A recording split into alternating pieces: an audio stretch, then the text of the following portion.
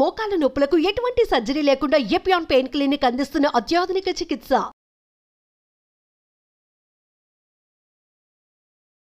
Suman TV వీక్షిస్తున్నటువంటి ప్రేక్షక దేవుళ్ళకి నా యొక్క హృదయపూర్వక నమస్సుమాంజలు. నేను మీ డాక్టర్ డి బాలకృష్ణ, ఆయుర్వేద వైద్యరత్న, శ్రీ కౌశిక్ ఆయుర్వేద మల్టీథెరపీ హాస్పిటల్, దిల్సుఖ్ నగర్, హైదరాబాద్ నుండి మాట్లాడుతున్నాను.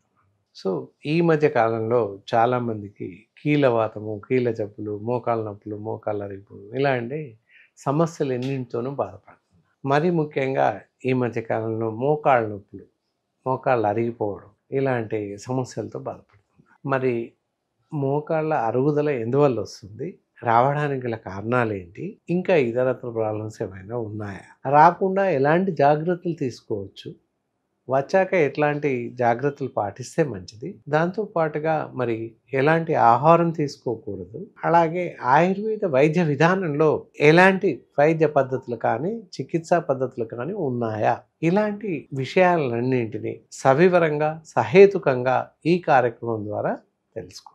మోకాళ్ళ నొప్పులు అందరికీ తెలుసు. మోకాళ్ళ నొప్పులు ఈ మధ్యకాలంలో వింటున్నాం, నీ జాయింట్ పెయిన్స్ అని చెప్పేసి. అతి చిన్న వయసు వారికి, మధ్య వయసు వారికి కూడా మోకాళ్ళ నొప్పులు వస్తుంది. 30 ఏళ్ళు 35 ఏళ్ళ పిల్లోడికి కూడా మోకాళ్ళ నొప్పులు వస్తున్నాయి. కారణాలు ఏంటి? చాలా అనంతం.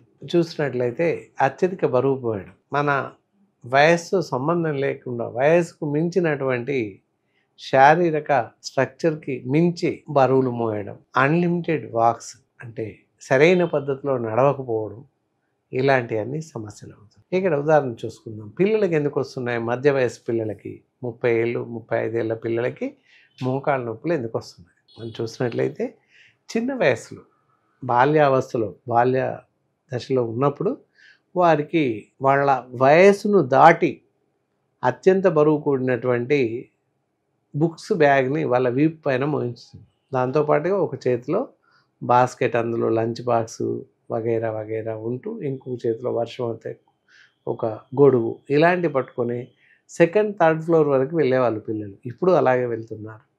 దానివల్ల ఏంటంటే వీపు పైన ఎక్కువ బరువు ఉండడం వల్ల వెన్నుపూస పైన ఎక్కువ భారం పడుతుంది. దానివల్ల తుంటి పైన అలాగే మోకాళ్ళ పైన అత్యధికంగా ఎక్కువగా బరువు పడుతుంది. అలా జరగడం వల్ల అలాంటి పరిస్థితి చాలా కాలం ఎదుర్కొంటారు. ఎలా?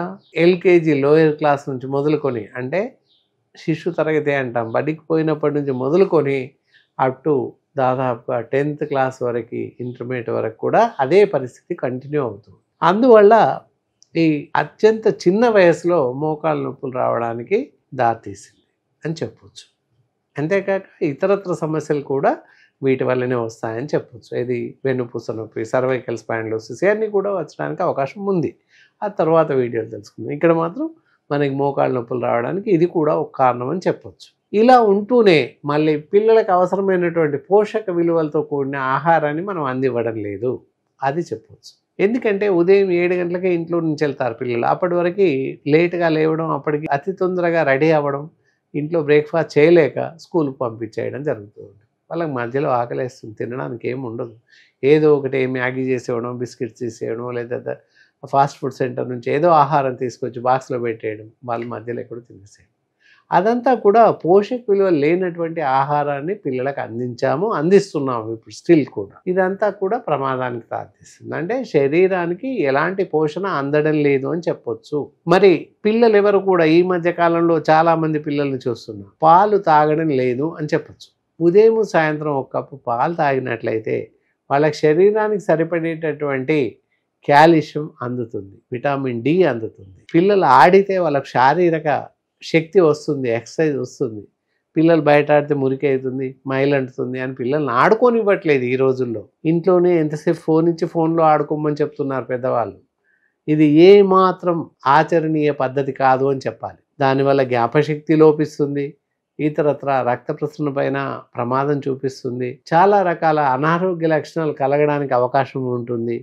పిల్లలు దారి తప్పిపోయే అవకాశం కూడా చాలా ఉంది. రకరకాల వీడియో గేమ్స్ అవి వాడడం వల్ల ఫింగర్స్లో ఉండేటువంటి విల్లైస్ చచ్చుపడిపోతాయి. విల్లైస్ మీన్స్ రక్త కేశనాళికలు చచ్చుపడిపోవడం వల్ల ఈ ఫింగర్ టిప్స్ స్పర్శ కోల్పోతాయి, పట్టు కోల్పోతాయి. స్పూన్ కానీ పెన్ కానీ పట్టుకోలేని పరిస్థితి ఏర్పడుతుంది భవిష్యత్తు. కాబట్టి ఫోన్స్ పిల్లలకి ఇవ్వకండి. అత్యంత దగ్గర నుంచి టీవీలు చూడడం ఇవన్నీ మానేసి సాయంత్రం ఒక అరగంట సేపు బయట ఆడుకొనివ్వండి పిల్లల్ని. వాకింగ్, రన్నింగ్ ఏదో ఒకటి బయట ఆడుకొనివ్వండి పిల్లల్ని. మీకు సాధ్యమైతే వాళ్ళతో పాటు ఏ క్యారమ్స్ ఏవో ఫిజికల్ యాక్టివిటీస్ చేయించండి. దానివల్ల పిల్లలకి కొంత శక్తి కలిగే అవకాశం ఉంది. దాంతోపాటుగా పుష్టికరమైనటువంటి ఆహారాన్ని ఇవ్వండి. ఇందాక చెప్పినట్టు పాలు, పళ్ళు ఇలాంటివి ఇవ్వండి. ఆహారం కూడా ఇంట్లో తయారు చేసినటువంటి ఆహారం ఇవ్వండి. మనకి సమయం లేక సమయాభావం వల్ల ఫాస్ట్ ఫుడ్ సెంటర్ నుంచి లేకపోతే టిఫిన్ సెంటర్ నుంచి టిఫిన్స్ తీసుకొచ్చి అయ్యే టిఫిన్స్ వాళ్ళకి ప్యాక్ చేసి ఇవ్వడము, అదే కవర్తో అలాగే వేయడము సంభవిస్తుంది. కానీ బయట నుంచి తీసుకొచ్చినటువంటి ఆహారం మనకి ఇంటికి రాగానే ప్యాక్ చేయగానే విషతుల్యంగా మారిపోతుంది. మరి పలసనైనటువంటి ప్యాథలిన్ కవర్స్లో వాడు కర్రీస్ కానీ ఇతరత్ర తినుబండారాలని ప్యాక్ చేసి ఇస్తుంటాడు. అందులో ఒక రకమైనటువంటి రసాయనిక చర్య జరిగి తీసుకునే ఆహారం పూర్తిగా విషతుల్యంగా మారిపోతుంది అప్పటికే. అలా తీసుకునేటటువంటి ఆహారం వల్ల భవిష్యత్తులో పిల్లలకి జీర్ణకోశ వ్యాధులు వస్తుంటాయి, రకరకాల వ్యాధులు వస్తుంటాయి. దానివల్ల ఎలాంటి లాభం లేకపోగా శరీరానికి చాలా నష్టం చేకూరుస్తుంది. అలాగే ఉత్పాదక శక్తి ఏదైతే ఇందాక చెప్పుకున్నాం, కాల్షియం కానీ విటమిన్ డి కానీ ఇవి స్వయం పోషకాలు శరీరంలో ఉత్పత్తి లేక ఆగిపోయే ప్రమాదం ఉంది. కాబట్టి స్వతహాగా ఇంట్లో తయారు చేసినటువంటి ఆహార పదార్థాలు అలాగే పాలు, పళ్ళు విరివిగా ఇవ్వండి పిల్లలకి. ఎదిగే పిల్లలకి కాల్షియం, విటమిన్ డి చాలా అవసరం కనుక ఇవ్వండి. అలాగే ఓల్డ్ ఏజ్ వారికి కూడా కాల్షియం అవసరం. ఎందుకంటే ఎక్కువ ఖర్చు పెట్టేస్తున్నారు, పెద్ద ఏజ్ అయిన తర్వాత ఎముకలన్నీ పొలిసిపారిపోతూ ఉంటాయి. విటమిన్ డి కావాలి, కాల్షియం కావాలి.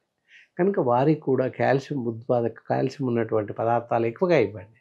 పాలు, పళ్ళు ఇవ్వండి. అలా ఇస్తూ ఉన్నట్లయితే తిరిగి పునరుత్తేజం పొందే అవకాశం ఉంటుంది. మరి మోకాళ్ళ అరుగుదల, మోకాళ్ళ నొప్పి ఎలా ఉంది, లక్షణాలు ఏంటి, ఏ విధంగా కనిపిస్తాయి అని చూసినట్లయితే ఎముక ఇలా ఉండి కొంత గ్యాప్ ఉంటుంది, లీన్ గ్యాప్ అంటారు. ఆ గ్యాప్ తగ్గిపోతుంది చాలామందిలో. తగ్గిపోయి ఇలా ఎముకలు ఒకటికొకటిగా ఇలా ఓర్చుకుపోయి నొప్పి వస్తుంటుంది. మంటతో కూడిన నొప్పి, కొన్నిసార్లు మోకాలు చుట్టూగా వాపు అలాంటివి ఉంటుంది. సైనోవిన్ ఫ్లూయిడ్ అని చెప్పేసి ప్రతి కీలు మధ్యలో, మోకాల మధ్యలో సంచి లాంటిది ఉంటుంది, అందులో ఉంటుంది. సరి అయినంత మోతాదులో ఎప్పటికప్పుడు జెయింట్ మధ్యకి రిలీజ్ అవుతుంది.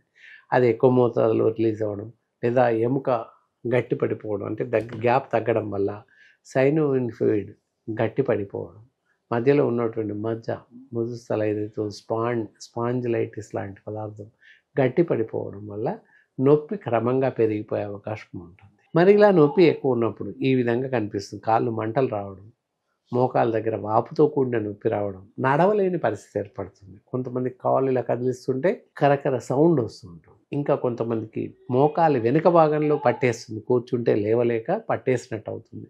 కొన్ని సందర్భాల్లో పడిపోతారు కూడా నడవలేక. ఇలాంటి సందర్భాలు ఎన్నో ఉద్భవిస్తున్నాయి ఈ మధ్యకాలంలో. చాలామందికి 1, 2, 3 థర్డ్ స్టేజ్ ఉంది, మోకాళ్ళు బాగా అరిగిపోయింది, దాన్ని సర్జరీకి వెళ్ళాలని చెప్తున్నారు ఈ మధ్య డాక్టర్లు, ఆర్థోపెడిక్ డాక్టర్స్. ఏ స్టేజ్లో ఉన్నప్పటికీ, మోకాలు ఏ ప్రాంతంలో ఎంత అరిగిపోయి ఉన్నప్పటికీ కూడా ఆయుర్వేద వైద్య విధానంలో అద్భుతమైనటువంటి ఔషధాలు ఉన్నాయి. చాలా బాగా పనిచేస్తుంది. వాపుతో కూడిన నొప్పి అవ్వచ్చు, సైనోవిన్ ఫ్లూయిడ్ డ్రాప్ అవడం అంటే లేకపోవడం అవ్వచ్చు, మోకాల మధ్యలో, ఎముక మధ్యలో, కీలు మధ్యలో ఉండేటటువంటి మధ్య ఏదైతే ఉందో ఆయిల్ కూడా రీప్రొడ్యూస్ అయ్యే అవకాశం ఉంటుంది. తర్వాత దీనికి కాను పర్టికులర్గా అద్భుతమైనటువంటి మంచి ఔషధాలు ఉన్నాయి. ఇక చూపిస్తాను చూడండి. ఆర్థోయోగ్ ట్యాబ్లెట్స్ ఉంటాయి. ఉదయం 2, రాత్రి 2 భోజనానంతరం వేసుకుంటూ ఉన్నట్లయితే తప్పనిసరిగా మీకున్నటువంటి మోకాలికి సంబంధించిన సమస్యల నుంచి బయటపడవచ్చు. వాపుతో కూడిన నొప్పి అవ్వచ్చు, మంటతో కూడిన నొప్పి అవ్వచ్చు, లీన్ గ్యాప్ తగ్గిపోవడం అవ్వచ్చు, సర్జరీకి వెళ్ళాల్సిన వాళ్ళు ఎవరవచ్చు, ఎవరికైనా కూడా తగ్గించుకునే అవకాశం ఉంది. అది కడుపులోకి తీసుకుంటూ పైపూతగా ఆర్థోఫెన్ ఆయిల్ ఎక్స్టర్నల్ అప్లికేషన్ పైపూతగా పైన రాసి కాస్త వేడి నీళ్ళతో కాపడం పెట్టినట్లయితే తప్పకుండా మీకున్నటువంటి మోకాలు సమస్య సర్జరీకి వెళ్ళాల్సిన అవసరం లేకుండానే, మోకాలికి శస్త్రచికిత్స అవసరం లేకుండానే ఈ మందులతో తగ్గించుకునే అవకాశం ఉంది. ఎవరైనా మోకాల నొప్పుల సమస్యలతో బాధపడుతున్నా, కీళ్ళు అరిగినాయి, శస్త్రచికిత్సకు వెళ్ళాలి అని చెప్పినప్పటికీ శస్త్రచికిత్సకు వెళ్ళాల్సిన అవసరం లేకుండా, కీలు మార్పు లేకుండా ఆపరేషన్లో కీలు మార్చేస్తారు. అలాంటి మార్పు లేకుండానే మందులతో సహజ సిద్ధంగా పూర్వపు యథాస్థితికి తీసుకొచ్చే అవకాశం ఉంటుంది.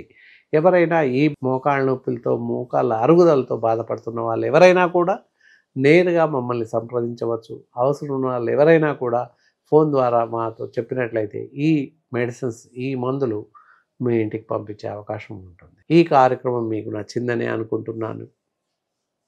మరో కార్యక్రమం ద్వారా మీ ముందుంటాను. సెలవు.